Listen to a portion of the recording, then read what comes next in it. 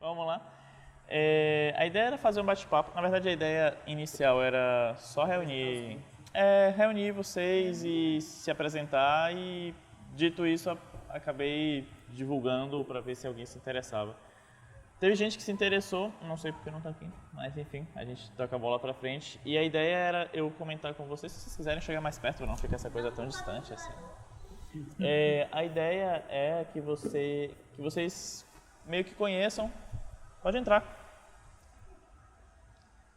Só tira o sapato. Hamilton. A gente acabou de começar. E conversar sobre como foi o meu processo dentre essas peças todas que eu já fiz e como o Virtus agora vai começar a assumir realmente como cine-teatro, como essa estética.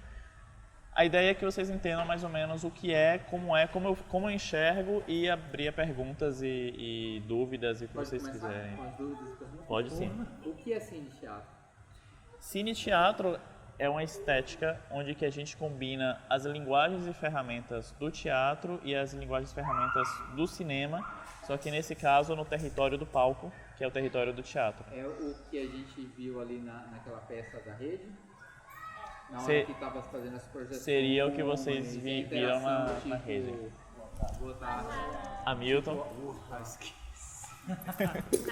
o áudio, Todo mundo. vídeos, constar acenando com as pessoas do palco. Sim, sim.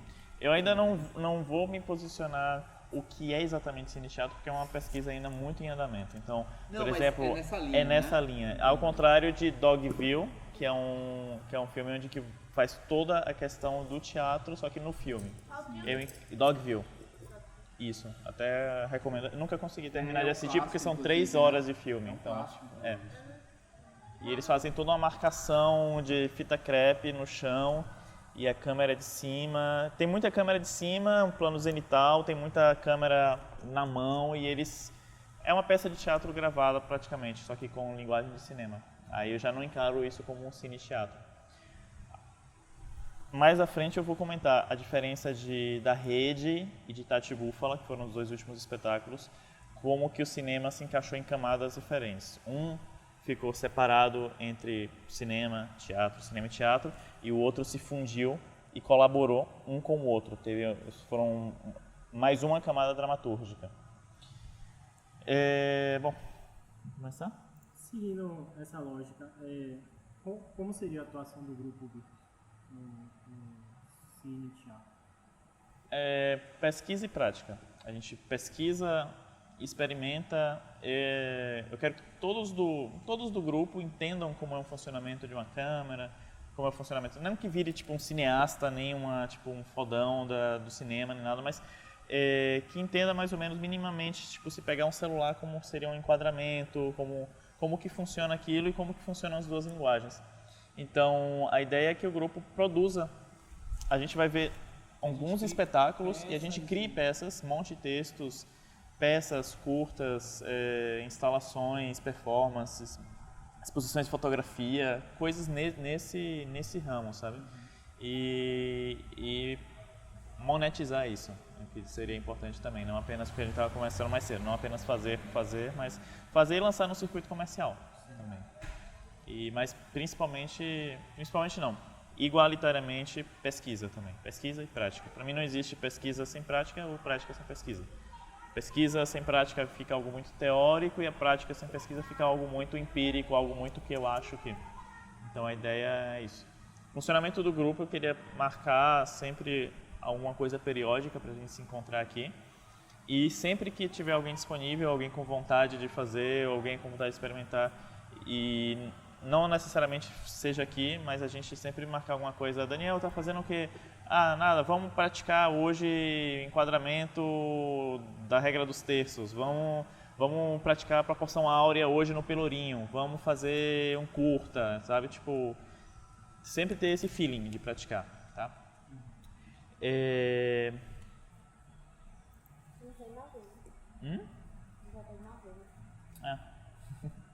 Escolhas excluem mais ou menos o que eu comentei sobre cinema e teatro. Então, eu particularmente tive que escolher entre cursar cinema ou cursar teatro. Eu acabei cursando teatro por uma série de fatores de comunidade, de desafio e de mais... Tinha a parte de cinema? Não, aqui tinha em uma particular.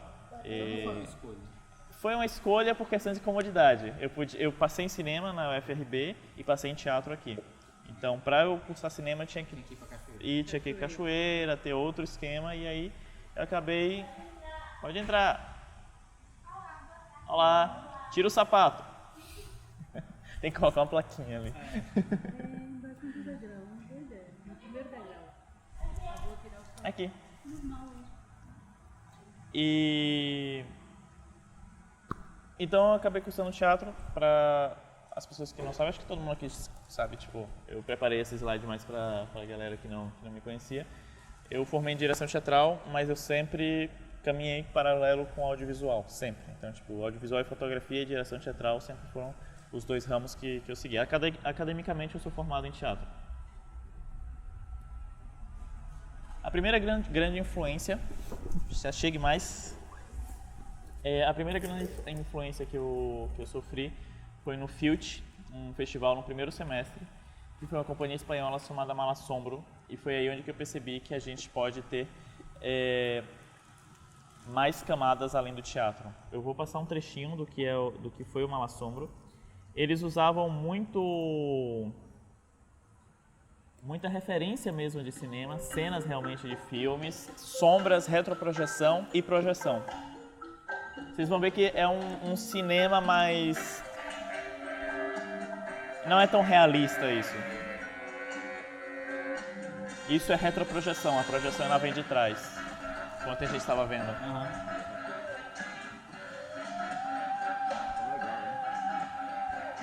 vendo bem? Tá vendo bem? Se quiser... Se quiser vir pra cá, É tipo um Pilóbulos. Quilóbulos. Depois te mostro. Pô, show de bola, velho. Sim. Nossa, Eles brincavam muito com distorção, proporção atrás da tela, sabe? Tipo, ele ficava grandão. Isso. e a sombra. Ó, aí tem. Maio Química.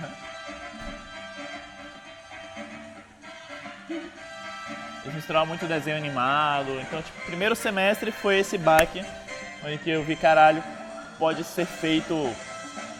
Pode ser misturar muitas coisas no palco. Sim.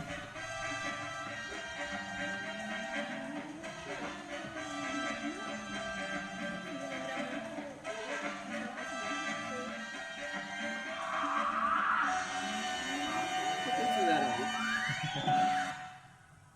E é isso. a curiosidade é como é feito isso. Como é feito isso, né? Essa foi a primeira referência que eu tive, o primeiro impacto. E aí, é a primeira vez que eu vou dizer e vou repetir isso, a importância de a gente ver coisas, a importância de a gente participar de festivais e ver festivais. Isso foi um festival internacional. Depois eu consegui trocar ideia só com os músicos, que foram os que estavam mais acessíveis, e a gente trocou muita ideia como foi feita a trilha, enfim.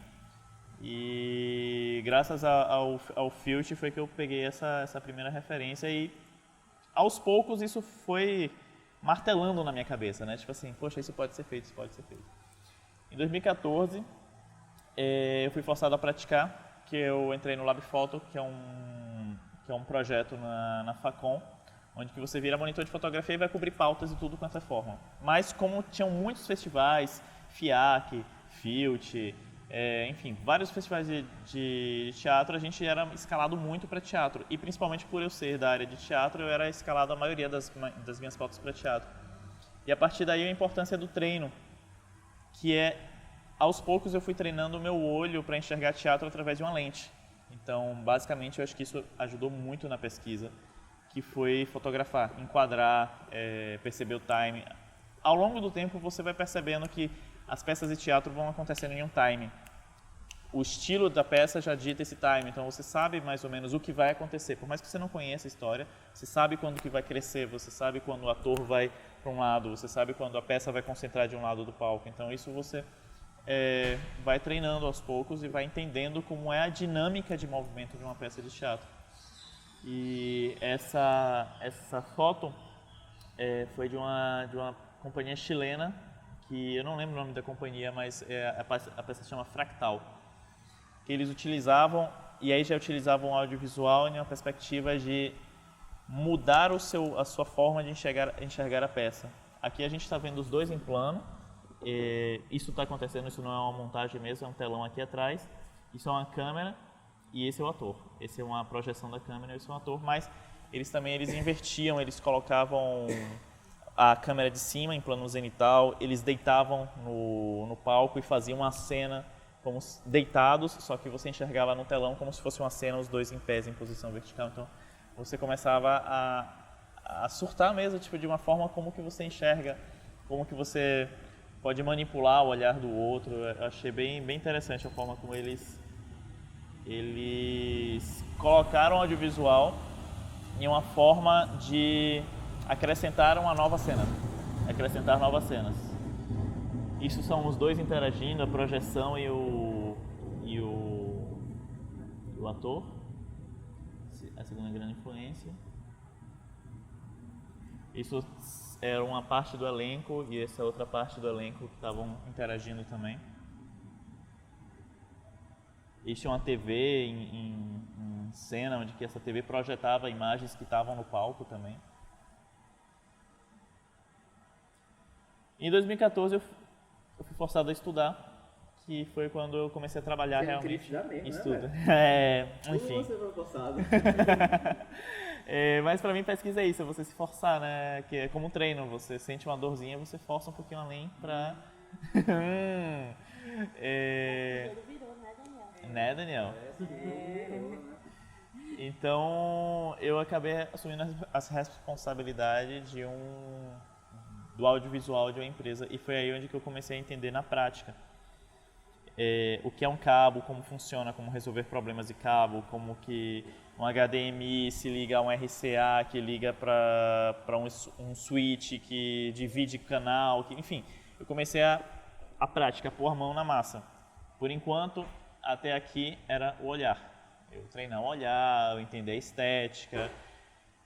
Aqui já foi a praticar mesmo, a praticar a resolver problemas, coisas que é importante em uma produção. Então, muito provavelmente em uma produção nossa a gente vai ter que resolver problemas de tecnologia. Não está entrando sinal, não está indo sinal. Por quê? Você mesmo sabe disso, né? Tipo, a zorra de um cartão prende na câmera, e aí? Como resolver? Né? Tipo, então a rede do Wi-Fi que a gente está gerando aqui não está indo, porque um cabo está dando defeito, tipo, tá tudo certinho, mas como é que a gente resolve? Então a partir daí foi que eu comecei a aprender a resolver isso.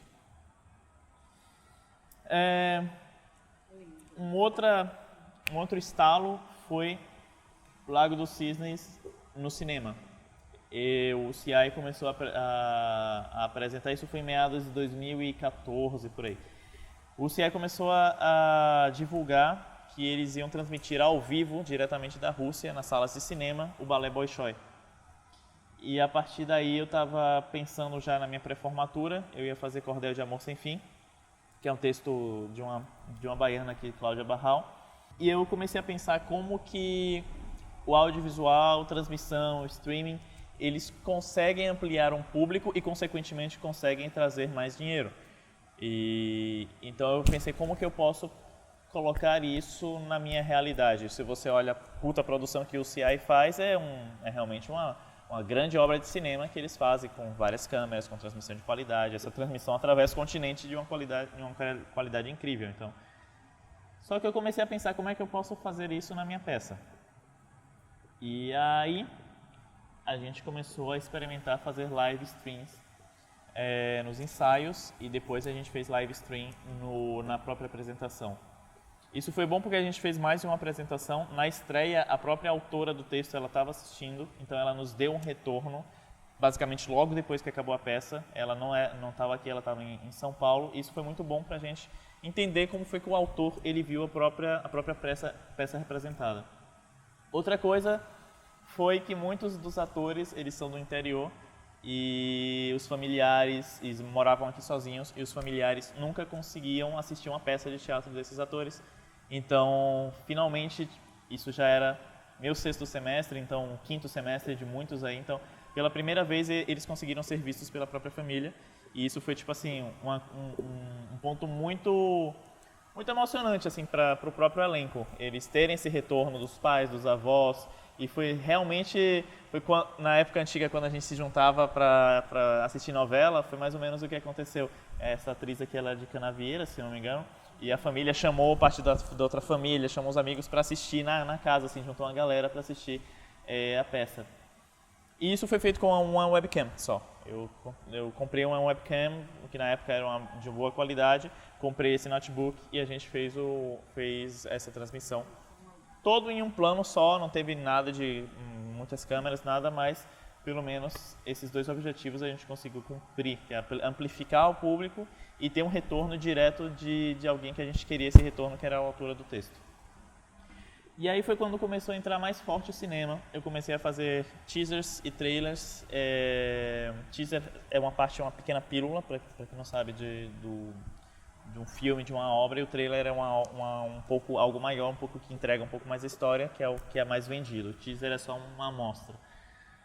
Com características de cinema. Eu não queria fazer algo tipo como eu via muito na agenda cultural, peça, e aí passa uma câmera fixa, uma cena lá da galera. Hoje, no Sesc Pelourinho, às 20 horas, venham! Então essa coisa meio, sabe, mais forçada, que pra mim é forçada, nada contra essa estética, mas eu queria fazer algo mais cinema. E enfim, eu vou mostrar pra vocês um dos trailers que a gente conseguiu fazer.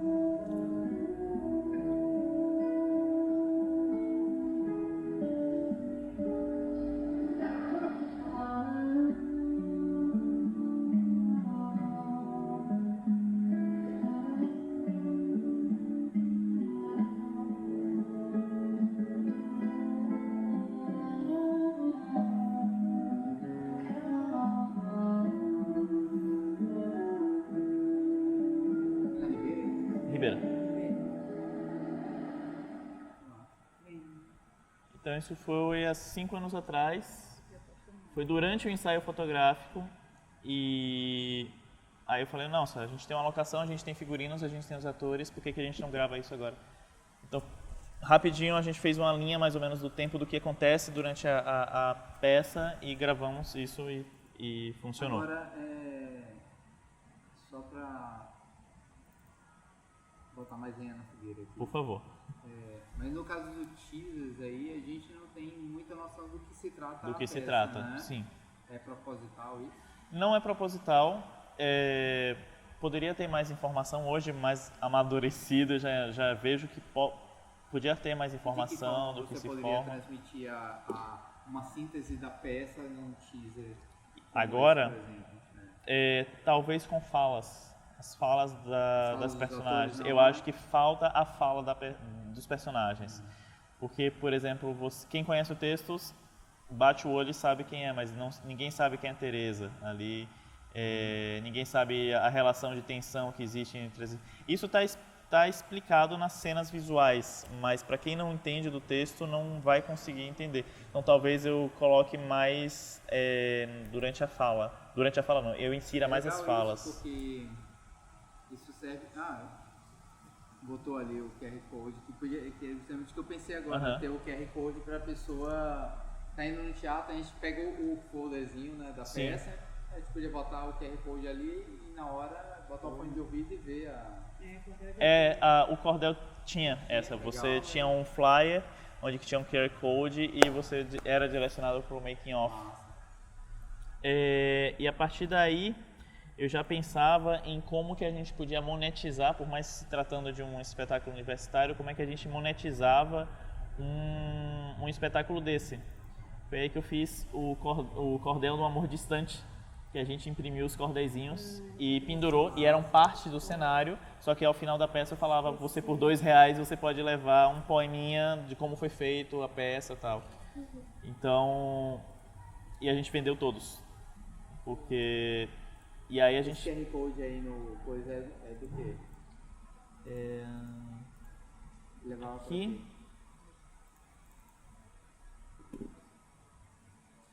Tem acesso ao make-off, ensaios fotográficos. Esse é de quando? Esse é de 2014. Tem ferramenta na internet de doação e prática, talvez, de ajuda, assim, tipo, porque legal também pegar a pessoa na hora que ela tá com a maior emoção, que é o final do Sim, teatro, sim. né? Bolso, Então ela tá lá, batendo palma, não sei o que massa, que Aham. legal. Mais Você, frouxo, se você gostou, então ó, pega o seu celular aí, doe qualquer quantia, R$1, Sim, R$2, sim, a sim. peça. A galera ali na emoção pode ser mais... Sim. Tem vários sites que fazem doação. Agora tem que ser uma coisa prática, né? Porque o cara não vai ter que cadastrar. É sabe? verdade, tem PicPay. como se fosse uma transferência, né?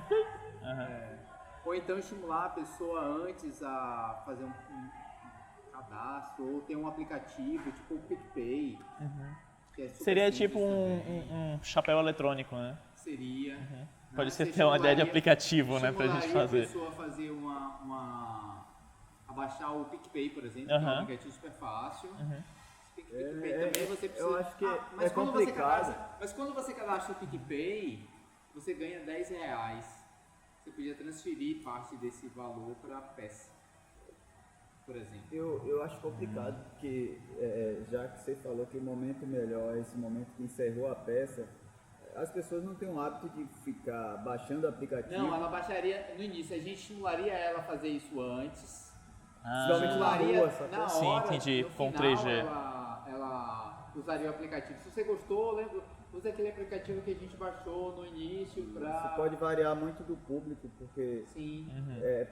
tem muita gente que não baixa de jeito nenhum Sim, o sim. aplicativo Aí teria que ter um Wi-Fi. fora da lá rede pra pessoa Wi-Fi, usar. né? Uma estrutura de Se tivesse Wi-Fi. toda uma estrutura que você não tem pra onde correr, você vai ter que dar pelo menos R$1 aí, porque Tinha tá um- te dando tudo. Ou... mas pode ser uma coisa a se pensar, assim, a gente... Acho que informação fazer de com que a número de pessoa- conta e tal. Fazer pra- com que a pra pessoa conferência. não seja obrigada, mas assim, ela seja estimulada Estimulada, claro. a ter um aplicativo enquanto ela está chegando ali na peça, ou até antes mesmo, sugerimos que vocês baixem o aplicativo tal, não sei, se conseguir de alguma forma para que a pessoa já chegue lá com alguma Resolver essa coisa. dificuldade, né? Resolvendo essa dificuldade, final da peça Poderia fazer que nem igreja, que passa final de peça numa cestinha e contribui quem quer com dinheiro. E a divulgação de contas, como ele falou. Você pega, bota um QR Code de um aplicativo de vários aplicativos, sei lá, Nubank, Banco do Bradesco, Santander, Itaú, e aí faz a divulgação. Ajude a contribuir com a peça e tal, escolha uma forma de contribuir. isso E aí é a pessoa legal. pega, entra no aplicativo e transfere um Exato. recurso. QR Hoje, Codes todo mundo já tem seu banco. Seu banco, né? Tem seu banco, né? Exato. Aí Exato. facilita E mais. já tá no celular, tipo, Perfeito. Você E aí já valores coisa que você simbólicos, usa. assim, a pessoa escolhe 2, 5, 10 reais, que Sim. você quer doar. E você pega Depois um- da manhã você tá gravando? E aí isso é legal, interessante. E aí Vou fazer usar a na- divulgação de É várias formas. bom também, né? Serve pra gente ter mais ideias, né? Outra ideia era um cartão postal que a gente acabou não imprimindo por causa do pouco tempo que a gente teve para operar. Era um cartão postal como se fosse uma lembrança, sabe? Eu não consegui virar aqui. Então tinha o vídeo e o como chegar nas nossas próximas temporadas. O QR Code seria mutável. A gente podia sempre colocar a temporada ali dentro. Eu acho que hoje seria interessante, talvez na época não, né? Mas hoje seria interessante um QR Code, só que lhe direcionasse a uma página que vai te dizer como chegar e o vídeo. Sim, E até sim. outras informações que Um fossem só, né? necessárias. Um só. É um só, Sim, porque sim, é muito concordo. QR Code, é muita Sim. informação. Sim, E aí Verdade. a pessoa seleciona o que é que ela quer realmente. sim, verdade. E aqui teria a ficha técnica e Você tal. fez o isso na intenção de vender como Na intenção de vender na peça e de, se a gente fosse apresentar novamente, ele saberia onde que a gente estaria. a gente pode ver outras coisas atreladas à peça, tipo, Instagram. vou fazer uma Hoje em dia, peça Sim, isso aí. sim, uma sim. coisa voltada para uma coisa, e aí, tipo, procurar algo que marque a peça, tipo, sei lá, sertão, pegar algo de sertão e vende como uma lembrança e tal. essas coisas. Sim. No sertão tem Um o... cactozinho. Um cactozinho, né? Mas é. Pô, Tipo, legal, um cactozinho. um cracozinho Massa. com Estilogravura, isso. Isso. Podia ser legal, quem apresentasse, né? Você Eu bota acho, o eu cacto acho essas coisinhas legais. com uma proposta de meio ambiente, de você criar uma plantinha, essas coisas. Uma Divulgação de dar o cacto, mas ao mesmo tempo a pessoa que vai pegar, ela não vai se sentir tipo assim, vou só levar. Mas se ela quiser fazer só isso, ela pode fazer, ter essa liberdade, mas ela também contribuir Quando para você colocou isso quando aí, pegar. eu só pensei uma coisa, fazer todo o programa em vídeo. Em vídeo, né? Realidade aumentada. Pá, pegou lá, você chegou, pegou seu QR Code, quando a pessoa entra já tem um QR Code grandão lá, a pessoa meio que fazer check-in. Aí a pessoa chega lá e primeiro que hoje já tem essa ferramenta de você poder acessar, talvez não seja viável em alguns locais, você acessar uma rede Wi-Fi daquele local, para que você acesse você tem que fazer check-in. Assim, A entendi. pessoa já vai dizer onde está, todo mundo da Mas se rede a pessoa social não da tem pessoa vai rede social, saber. Como é que funciona o check-in? Não funciona, né? Não, aí funciona, você não né? precisa fazer check-in, você apenas entra para você com esse QR Code, aí a pessoa já vai entrar na página que ele vai ver o programa, todo digital. Mas hoje Clicou em no dia programa, tem um WhatsApp. É uma rede social, uma forma é, de compartilhar. clicou no programa, Não, E a eu gente sempre entendo fica o que... pensando só em Facebook. Não, eu entendo, é porque eu não vi ainda como é que funciona. Por exemplo, lá na academia, na CTOWG, para você ter acesso ao Wi-Fi, você tem que fazer o check-in no Facebook. no Facebook. Tem que ser no É um Facebook. modem Eu é um não sei modem como é que específico. funciona isso, se você pode mudar a rede social ou não ter rede social. Entendi. Não sei. Às vezes tem, pelo menos nos aeroportos, às vezes você pode fazer check-in com o seu e-mail. Pode ser com o número do uma Com senha número do- também. Então, mas onde eu queria chegar? Sim. Você quando você entrou no QR Code, você vai escolher o programa, porque a gente já tem a questão de não ter esse custo de impressão. com impressão de programa. Aí vai ter uma pessoa da peça, vai avisar, seja bem-vindo à peça e tal, Sim, vai assistir e tal. Entendeu? É uma parada toda digital mesmo. Massa. Legal. E aí a gente estimula que a pessoa leve um fone de ouvido, porque ela não precisa ficar todo mundo para ouvir, né, atrapalhando, não sei o que, ó. A gente sugere, leve, Sim. como o nosso conteúdo tem muita coisa que a gente vai... Mídia, midiar, né? Então, leve um fone de ouvido. E ter fone de ouvidos lá para Disponíveis para vender, sim. Caso Pra a pessoa vender, esqueci, é não verdade. quero, não sei o que, e uns são tão baratinhos Sim. que... Que nem os que dão em avião. aqueles aqueles- ter R$1. ter a utilização dele na hora. Seja bem-vinda. E é uma oportunidade também de arrecadar.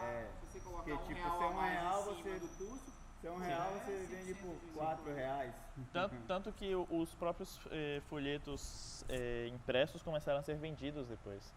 Em outras peças de teatro, eles podem ser, você pode ter o programa, mas aí eles faziam um bookzinho, uma coisa bonitinha, vocês podem ter esse programa. E era uma coisa muito linda, assim, se tipo, você levasse um souvenir. um souvenir isso, da peça, explicando e tal. E esse era o folheto que a gente fez, era a grande, não lembro qual era o A dele, com o elenco, a equipe técnica e o código e o QR Code. Esse moleque aí na direção fazendo cara de sério lendo o texto. Era menina. E dá um desconto 5 anos atrás. Eu nem tava ainda. Ju ainda nem tava com a gente. Mas vamos voltar aqui pro slide.